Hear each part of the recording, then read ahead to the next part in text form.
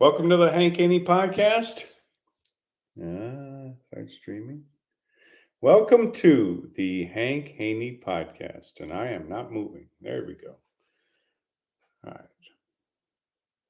Welcome to the Hank Haney podcast, brought to you by HaneyUniversity.com. That is my website, and that is where you go to find out information about getting golf lessons from me, either at my studio in Paradise Valley, Arizona, or at my new teaching location in Highland Park, Illinois, at The Golf Practice, which is an absolutely fantastic practice facility, indoors, 7 TrackMan simulators. Very excited to be teaching up there as well. So go to HaneyUniversity.com if you want any information about how you might get better at golf. And you can also register for my free instructional videos. They go out on a weekly basis, and they will be guaranteed to help you play the game of golf better. All right, I am broadcasting today my podcast on nofilter.net, which is an absolutely fantastic site. If you haven't been there, you got to go check it out for all the great programming. And like the name says, no filter, there is no filter. So today's topic has to do with the Ryder Cup. The big controversy coming out of the Ryder Cup, well, there was a few of them. The Joey LaCava 18th hole with Rory McIlroy. We'll deal with that on another day. But the big controversy that I want to talk about today is the controversy with Patrick Cantlay and Xander Schauffele and the pay for play at the Ryder Cup. This is something that was talked about at the Ryder Cup. There was an article written over in Europe by, I think it was James Weir, and it said that the U.S. team was very divided and split, and it was all because Patrick Cantlay wanted to be paid for playing in the Ryder Cup, and Patrick Cantlay didn't wear his hat because it was out of protest for not being paid at the Ryder Cup. He said his hat didn't fit, so that's why he didn't wear it. Then they said that he was getting married the next day, and he wanted his tan lines to be good on his forehead, so he didn't wear his hat. That was a pretty good reason right there. The whole story was disputed. They said there was nothing to it. And I don't think you could put it past the corrupt golf media to write a story or perpetuate a story that could be used to divide the U.S. team or create controversy. I'll tell you what it did do for sure.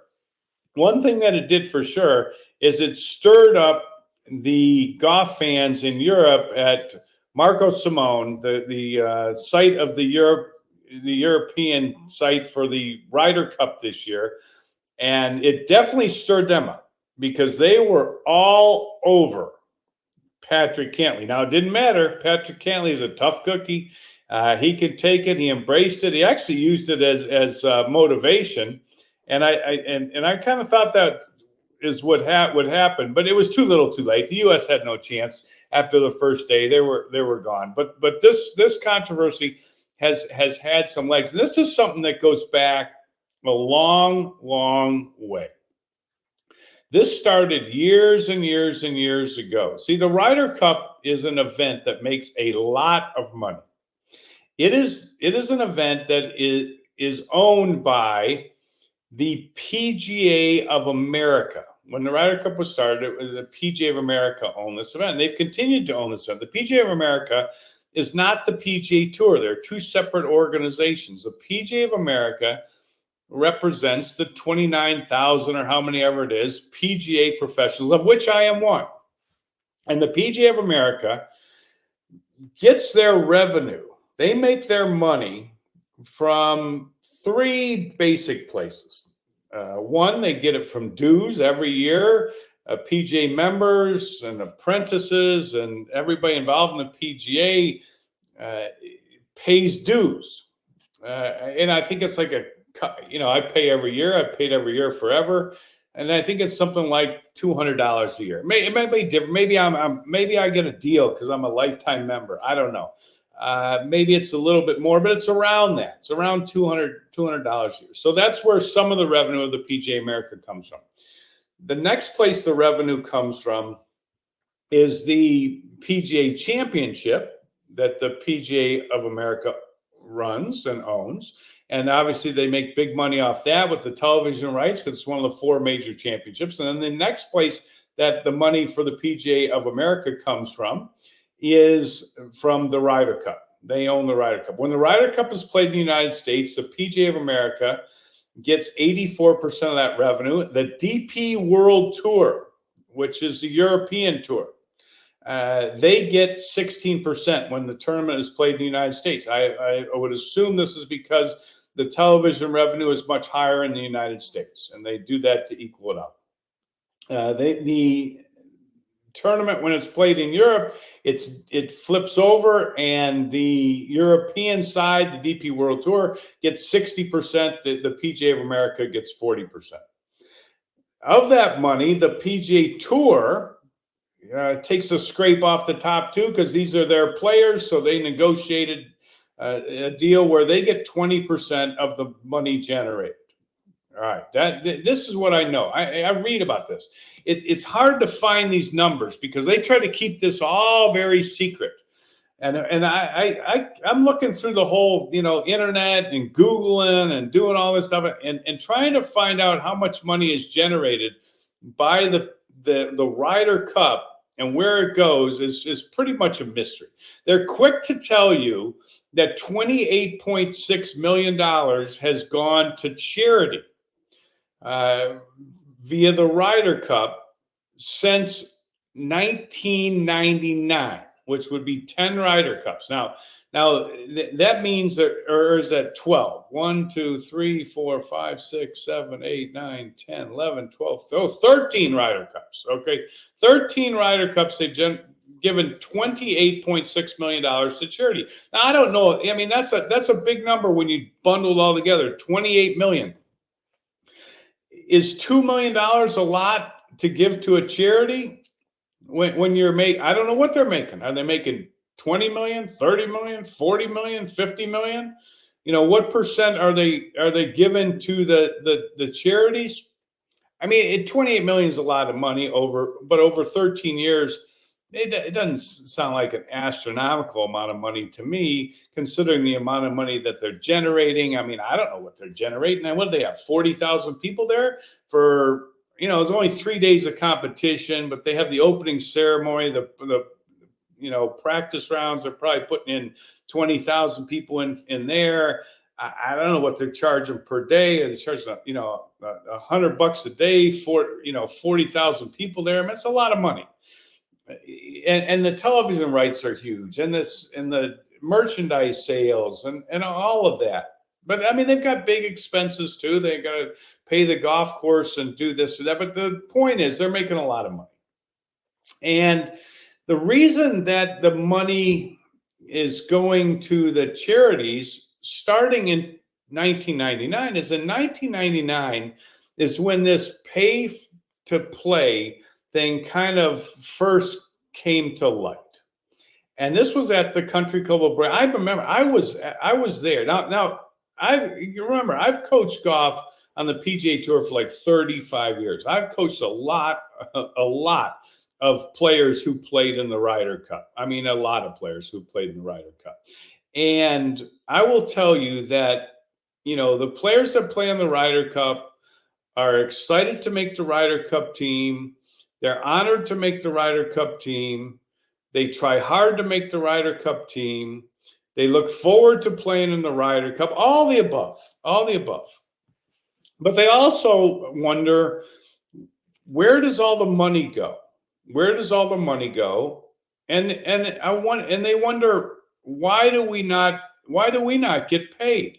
Now, a lot of people in the corrupt golf media, which the corrupt golf media has been corrupt forever, okay? They write articles like, and I read one of them, just a few minutes ago, and I guess it says they refer to these tour players as multi-million-dollar, millionaires. And I'm like, what does that have to, I don't know what that has to do with anything. I don't understand the logic. I mean, like I'm of the belief that when you work, you should be paid. Okay. I don't think it doesn't matter to me how much money you have. I mean, when I ask somebody to do something, I pay them.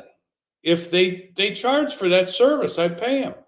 I don't like when I give my son an opportunity to do better at hockey, so I hire a hockey coach. I don't say to, well, I shouldn't have to pay you because you're a multimillionaire, or you got a nice house, or you got a big car. Why do you need to get paid? I don't know what that has to do with anything. But the corrupt golf media writes that all the time. To me, you work, you should be paid. If people are making money off of it, and the players are the ones that are playing, my stance is really clear on this. Players should be paid when they play. But the corrupt golf media and people, there's plenty of people that will disagree with my opinion, and I understand it, and I'm not sure why they disagree with it, but they'll disagree and say you should want to represent your country, and I think the players do want to represent their country, and they do like to represent their country, and they're honored to represent their country. But they also look and say there's 30, 40, 50, 60, I don't know, 70, 80 million dollars going somewhere. Why do we not get any of it? And the answer is, you're a multimillionaire. You shouldn't get any. You should be honored to represent your country. You shouldn't get any. You should want to represent your country. The Ryder Cup is an exhibition. That is what it is. The players are playing in an exhibition. It's nothing more than that. It's an exhibition. It's a great exhibition. Maybe it's the greatest exhibition in golf. Maybe it's the greatest event, as one of the players said, or somebody, it's the greatest event in golf. Maybe it is the greatest event in golf. First of all, I think the Masters is the greatest event in golf. But if you think the Ryder Cup's the greatest event in golf, great. The Ryder Cup's the greatest event in golf. Good. Have at it. I mean, it's certain. I will say this: the Ryder Cup is probably in the top 5 for sure. 4 majors, then the Ryder Cup, top 5 event in golf. I'll give you that. But if you're playing in one of the top 5 events in golf, why does that mean that you shouldn't get paid? I don't, and because you should want to represent your country, but they do want to represent their country. They take pride in representing their country, but there's all this money, and why can't it be shared with the players? Okay, why can't so to me, players should be paid. Period. End of story. But this gets back to the fact that the professional golfers have no representation. They have there's not a players union. There is in every other sport, but there's not in golf. There's no and they've made sure that the bullies that run golf have made sure that players do not have representation. Oh, they say they do. They have 5 or 6 or 7 or 8 players on the PGA board, and they say they have representation. They have so much representation that Jay Monahan went out and made a deal with Live Golf after he sold all the players on the fact that you need to stay on the PGA Tour because the PGA Tour has done this and that for you, and Live Golf is evil, and we're going to defeat them. And then he goes out and backdoors and makes a deal with the Live Golf, backdoors all the players that turn down 50, 60, 80, 100, $200 million they turned down. Who knows how much money Tiger turned down? And they go and make a deal backdoor with Live Golf without even saying a word to any of those players that are on this PGA Tour policy board. So let's not kid ourselves. There is no representation, and this is why the players get screwed. This is why the players get screwed, in my opinion. Now, you could say, well, they're not getting, they're representing their country. I get it. The Ryder Cup is every 2 years, okay? Every 2 years. And in between the Ryder Cup, they stick a President's Cup. A stupid president, another exhibition. And you know what you're supposed to do at the President's Cup? You're supposed to do the same thing. You play for free. Free. You play for free if you're a player. And the reason you play for free is that you should want to represent your country. You should be patriotic. We're not talking about going to war here. We're not skipping out on defending your country. We're talking about playing in an exhibition that makes a lot of money. And what do you get for it? Nothing. Nothing. Captains get something, because let me tell you something. If you're a captain, you're on the back end of your career. You're on the back end of your career, and you're going to get endorsements. They're going to carry over for a few years. You're going to get to do outings. You're going to get to do speeches, and you're going to get to be a former Ryder Cup captain, and you're going to get notoriety from doing that. You get a lot more if you win than if you lose. If you lose, you know, you're a Ryder Cup captain, and if you're the guy that lost, you hope they don't remember that you were the guy that lost, but you're still referred to as a Ryder Cup. So there's some benefits to being a captain. Benefits of a player to be on the team, you know, financially, not much. Not much, okay? Maybe a little bit. Maybe there's something built into contracts that I don't know about. But the fact is they're not getting a lot.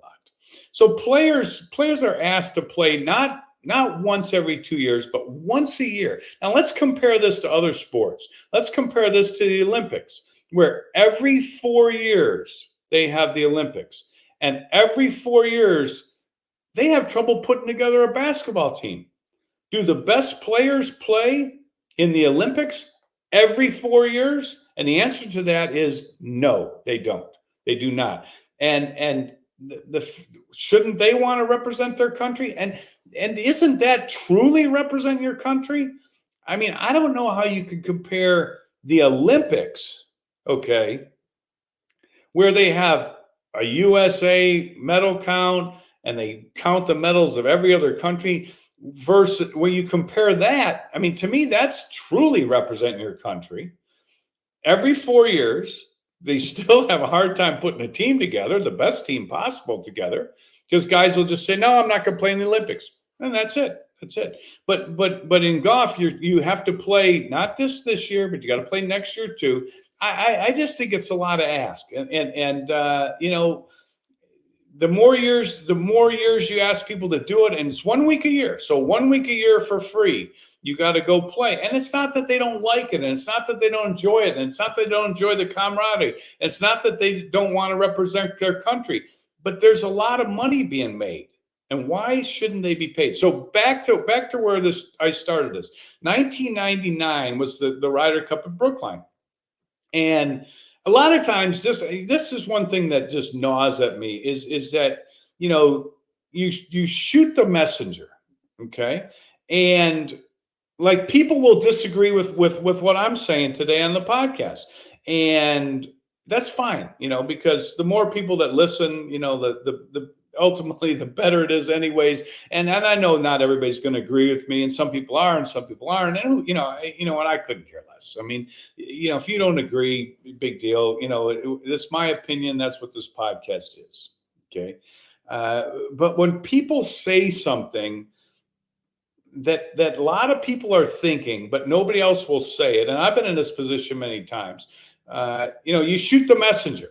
You know, oh, he's an asshole. You know, he's an asshole for saying that. But a lot of people were thinking it. So back in 1999, Mark O'Meara got ripped to shreds because he said the players should be paid. And he wanted to know where all the money was going. Ultimately, this cost Mark O'Meara was a two-time major champion, one of the nicest guys you'll ever meet. 5 Ryder Cup teams, and he never got to be captain of the Ryder Cup. Why did he never get to be captain of the Ryder Cup? It's very simple, and everybody who knows the facts knows this to be true. Undisputable truth. And no matter what they say, undisputable truth. Mark O'Meara never got to be captain of the Ryder Cup team because in 1999, he said the players should be paid. Now, who was he speaking for? You think that was only his opinion? Of all the players that have ever played in the Ryder Cup, 12 players every year in the Ryder Cup, of all the players that have ever played in the Ryder Cup, and all the players that ever had a chance to make the Ryder Cup team, of all those players, do you honestly think that Mark O'Meara was the only player that ever thought that the players should be paid? And where's all this money going? Come on, let's be fair here. Let's be realistic. That is not the case. Mark O'Meara was speaking on behalf of many. And in particular, a couple were David Duval in 1999 and Tiger Woods, but they skated. Mark O'Meara took all the slack. He took all the slack. And now what's happening? Here we go again. Okay. And by the way, in 1999, that's when they started giving money to charity. So they said, here's what we're going to do. We're not going to pay you, but we're going to give $100,000 to whatever charity you want to give it to. Okay. And what does that do? That takes a little of their money away, $100,000, $1.2 million. Okay. Maybe they give it to the captain too. 1.3 million. Okay. 1.3 million. They started giving away, and they could say, we're giving all this money to the, if the players complain, they get ripped by the corrupt golf media because money's going to charity. You're representing your country, but you still want to get paid. And that's just, it was a way to back the players off, to put them in a corner. Come on, that's what it was. And now they pay $200,000 to the players' charities, and they try to keep them in. Shut up. You're a spoiled multi-millionaire. Look at all the houses you got. Look at the guy's worked his whole life to get that. He deserves it. He's earned it. Give the players are the show, and you can say, well, we'll get some more. Well, okay, get some more for free. That's what they try and do. But you know what? Now it gets brought up again.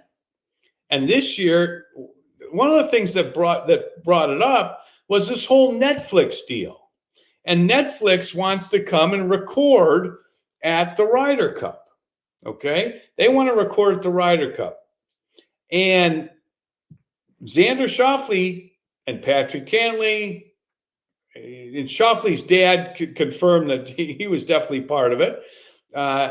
Stefan confirmed this, but hey, we're not signing this release. This gives you guys media rights forever. This isn't fair. I mean, what come on. And then they threatened to kick him off the team. The PGA of America was going to Xander Schauffele qualified for the team. And you qualify for the team, and you get his media rights forever. I mean, and what are you going to make off this Netflix deal? And we're not getting, and the players aren't getting anything. You're going to come in the locker room. And we're not talking about playing in the Ryder Cup. We're not talking about playing 3 days in the Ryder Cup. We're not talking about playing 5 matches in the Ryder Cup. We're talking about coming into the locker room and filming us, and we're the show, and we're not getting anything. And that's fair. I mean, that's fair. Like you don't get anything. Nothing. I mean, okay. Hey, what if you say to the players, the $50 million we get off television rights, you don't get any of it, but anything else we earn, like selling TV shows, you do get some of it. I mean, that's why the players stood up and they said, no, we're not doing this. Isn't right. And they barbecue Schauffele. They barbecue Schauffele's dad, the corrupt golf media. They barbecue Patrick Cantley. Patrick Cantley and Schauffele are partners. They barbecue them all because that's what they do. That's what they do. That's what they do because they're multimillionaires. They want to Take from all those guys. You guys don't deserve it. You already have plenty of money. What does that have to do with anything? They're working. This is their profession. And you're asking them to do something and you're profiting off of it and they don't deserve anything? It just makes no sense to me. I don't understand people that think like this. This is just such a crazy way of thinking. But it's the way people think. And they're going to think I'm nuts for thinking something. You should want to represent your country. You should be a patriot. He is a patriot. That doesn't make you not a patriot. It doesn't make me not a patriot to want to be paid. I wouldn't. That's not saying I don't love my country. That's not saying I wouldn't fight for my country. It's just saying I'm doing an exhibition and I'm the show. I'm part of the show, and you're making money off it. Where's mine? This is great. And you know, they were going to kick him off the team. Kick him off the team. I mean, geez. I mean, seriously. And then Cantley goes and takes all this crap. Okay, they're all chanting over there. They're chanting over there. Hats off, because he didn't wear a hat. They're all pulling their hat. Hats off, hats off, hats off to your bank account. Hats off. And this guy's just playing golf. He's representing his country. He's being patriotic. Hats off to you. He's catching more crap than anybody could catch, and he handled it great. But you know what? This makes no sense to me. Players should have representation. And players, when they play, they should be paid. And when you're asking a player to play once a year for 1 week for free, just so, and you're using the whole thing to wash up, this is what you should do because you're patriotic. And then you could say, well, you know what? You don't have to play. That's what they'll say. See, this is what they'll say. This is what they'll say.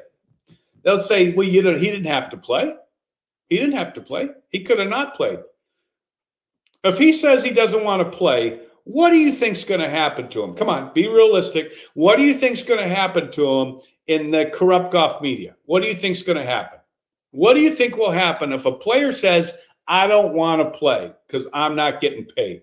That guy will get barbecued, roasted. He will get killed, absolutely killed, because he said, you guys are making a ton of money off this, and I don't want to play because I want to get paid. And he does want, you know what? He does want to play because he wants to be part of the Ryder Cup team. He wants to represent his country. He wants to be on the winning team. He wants to hang out with his friends. But that doesn't mean that he shouldn't get paid when you're making money off of this event. This whole argument, it's just, I don't get it. And I get messages from people all the time that say, Hank, you know what? People should be paid when they work. So, and if you do a poll and you say, you do a poll, okay, and that poll say like, should you be paid or should you not be paid? And how do you think that poll is going to go? Most people are going to say he shouldn't be paid because that's how people think. People think he's got plenty of money. Matter of fact, you know what? He's got plenty of money and he should give me some of his. He should give me some of his. He shouldn't have all this money. I should have some of his money. For why? He's the one that worked. He's the one that did. He's the one that's good enough to make the Ryder Cup team. You're making all this. Who cares how much money he's got? What does that have to do with anything?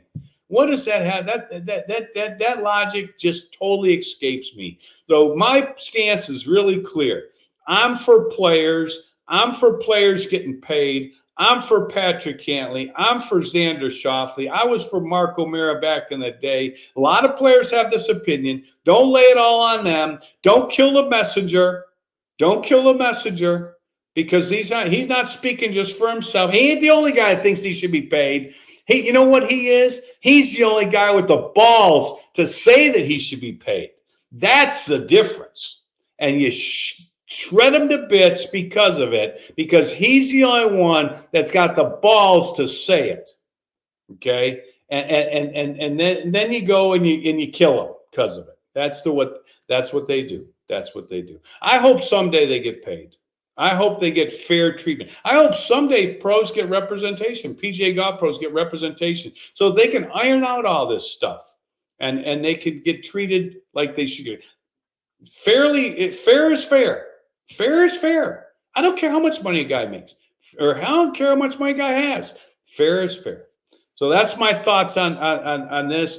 And you know what? This is not the first time they've talked about this.